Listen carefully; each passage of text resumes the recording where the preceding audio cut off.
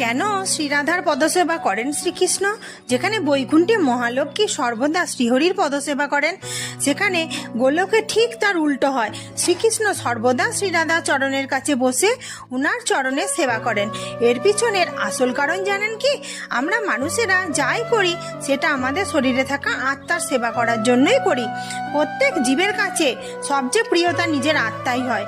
পৌরাণিক কাল থেকে এটাই সংসারের নিয়ম যে শরীর আত্মার সেবা করে।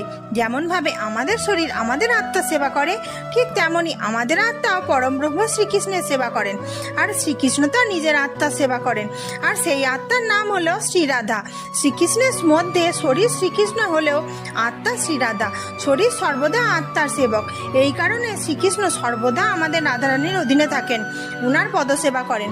আমার চ্যানেলটি যদি ভালো লাগে লাইক শেয়ার অবশ্যই করবেন, আর অবশ্যই চ্যানেলটি সাবস্ক্রাইব করবেন নতুন